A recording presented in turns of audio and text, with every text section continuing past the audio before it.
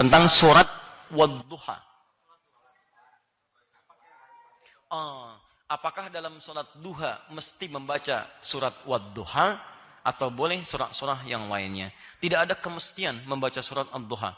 Jadi silahkan saja Anda bisa baca surat yang lainnya yang sekiranya sesuai dengan apa yang bisa Anda baca. Pertama, dari sudut apa yang Anda hafal. Kedua, kalau sudah hafal, apalagi banyak hafalannya, saya sarankan Anda membaca ayat-ayat atau surah-surah yang sesuai dengan konteks yang Anda butuhkan. Misal, ada konteks umum di waktu duha, ada bacaan-bacaan misalnya terkait dengan faidah-faidah duha. Apa di antara faidah duha? Kita bisa ambil di hadis riwayat Muslim, nomor hadis 724 sampai 729. Duha itu pengganti seluruh tasbih dari tubuh kita. Jadi ketika kita bangun dari tidur, seharusnya seluruh sendi tubuh kita bertasbih kepada Allah Subhanahu wa taala. Maka itu bisa diganti dengan salat duha 2 rakaat. Maka dengan salat duha 2 rakaat itu mengganti kemudian nilai tasbih yang ada pada seluruh anggota tubuh kita. Maka antum bisa cari salat-salat misalnya surat-surah dalam Al-Qur'an ketika salat yang terkait dengan tasbih. Misal, yang agak panjang sedikit sabbihisma rabbikal a'la. Baik, yang agak ringan sedikit idza jaa nasrullahi wal fath wa ra'aitan nasa yadkhuluna fi dinillahi afwaja. Setelah itu fasabbih bihamdi rabbika wastaghfir innahu kana tawwaba. Itu terkait dengan korelasi fungsi atau keadaan suasana kita dalam faidah duha dengan ayat-ayat yang terkorelasikan dengan itu. Misal, ada 4 rakaat salat duha dengan izin Allah Subhanahu wa taala bisa mempermudah datangnya rizki. Ketika Anda khusyuk dalam salatnya, ikhtiarnya benar dan permohonannya bagus. Di antaranya Anda bisa cari surah-surah dalam Al-Qur'an yang menjamin kelancaran bagi Allah untuk memberikan rizki kepada kita. Misal, ada ayat-ayat tentang rizki Quran surah 51 ayat ke-22. Ada Allah turunkan ke bumi di Quran surah kedua ayat 29. Ada cara mencarinya di Quran surah kedua ayat 168. Ada mempercepat carinya dengan iman sehingga datang dari Allah dengan cepat Quran surah kedua ayat 172. Ada lebih cepat lagi dibuka rizki di langit dan di bumi Quran surah 7 ayat 96. Ada lagi dibuka dari kesulitan, rizkinya datang dari sisi yang tidak kita duga Quran surah 65 ayat akhir ayat kedua sampai dengan awal ayat ketiga sampai awal ayat keempat. Ada semuanya. Ya, tinggal antum cari, keluarkan ayat-ayatnya sesuai dengan kebutuhan kita. Jelas? Ada misalnya salat duha yang ketika ditunaikan itu bisa membebaskan kita dari musibah-musibah umum yang mungkin kita alami. Musibah umum, bukan musibah yang harus menimpa kita secara khusus. Misal, di luar macet, orang lain macet, antum tiba-tiba bisa diarahkan. Pak, jangan lewat sini, Pak. Sini nggak bagus jalannya, antum ke sini aja. Bisa terjadi. Ada misalnya pekerjaan bahaya untuk antum. Ya, Pak, jangan ikut yang proyek ini, Pak. Kenapa? Pokoknya Bapak nggak usah deh, nggak cocok buat Bapak. Bilangnya nggak cocok. Padahal mungkin di sana ada yang bisa menjauhkan antum dari Allah Subhanahu wa taala. Kalau bukan Allah yang berkehendak, mustahil antum begitu. Antum masuk ke rumah makan, tiba-tiba di tempat makan itu masih samar-samar misalnya, nggak ada label halalnya.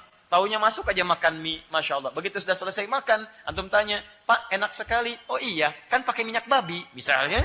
Antum sudah bisa mengelak. Tapi ada orang-orang tertentu ketika datang, Pak, maaf, ini nggak cocok buat Bapak. Kenapa? Nggak usah ditanya, Pak. Ah, kenapa? Nggak usah ditanya. Kenapa? Tidak. Itu akan diarahkan. Di sini ada B-nya, Pak. Nggak cocok buat Bapak. Siapa yang memberikan petunjuk pada lisan orang ini untuk bisa mengarahkan antum pada sisi yang lain? Nah, sholat duha, salah satunya bisa meningkatkan kualitas kedekatan antum dengan Allah supaya tidak dijaga dari perbuatan yang buruk. Antum bisa jaga kepada Allah, minta lewat surat-surat tertentu. Misal, surat tentang musibah diberikan kesabaran, Quran surah kedua, ayat 155 sampai dengan 157. Misal kemudian, antum bisa memohon kepada Allah supaya dibebaskan dari gangguan-gangguan, ditingkatkan karir kebaikan, dilepaskan dari keburukan. Quran surah ke-17, ayat 79 sampai 80. Silahkan minta. Boleh. Ya, minta ke lapangan, baca surat Ad-Duhanya. Rakaat pertama Ad-Duha, rakaat keduanya Alam Nashrah. Ya, Alam Nashrah Kasadrak. Karena 2 surat ini turun bersamaan untuk memberikan berita gembira kepada Nabi sallallahu alaihi wasallam.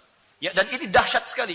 Surat itu memberikan gambaran bahwa orang yang dekat dengan Allah, dia akan dihibur selalu dengan kebaikan dari Allah Subhanahu wa taala. Saat merasa gelap tidak ditinggalkan, saat merasa senang pun diberikan dukungan. Ya, wadduha, demi indahnya cahaya duha, nikmatnya yang engkau bisa rasakan. Demi kalau kita balikan ke dalam kata kiasan, dalam bentuk terjemahan balaghah, kita katakan wadduha, demi kehidupan kamu yang hadir dengan kenikmatan, seperti kamu nikmat mendapatkan cahaya duha. Walaili idza saja, ataupun saat kamu merasakan duka yang luar biasa sampai kamu membuat gelap mata seperti kamu mendapatkan kegelapan di waktu malam.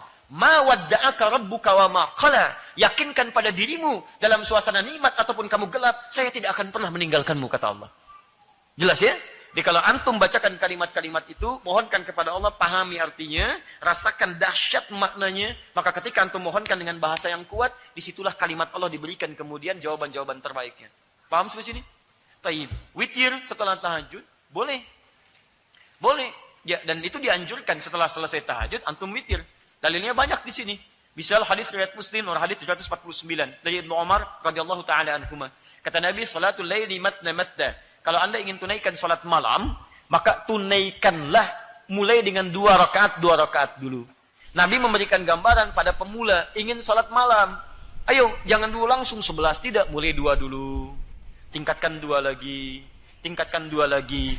Fa idza khasya ahadukumul fajra, ketika antum tunaikan sudah mendekat kepada fajar, hamdallah. Misal sudah surah yang terakhir, rakaat misalnya 2 rakaat yang kedua, antum merasakan ini sebentar lagi fajar nih mau tiba. Maka kata Nabi, falyutir raka'atan wahidah, maka segeralah tutup dengan 1 rakaat witir. Di sini witir disandingkan dengan salat tahajud. Jadi utama ketika antum tahajud bisa juga tutup dengan witir. Ini keutamaannya. Paham sampai sini? Maka itu dalil yang paling baik saya kira untuk menunjukkan bahwa salat witir dirangkaikan dengan salat tahajud. Allah taala a'lam bissawab.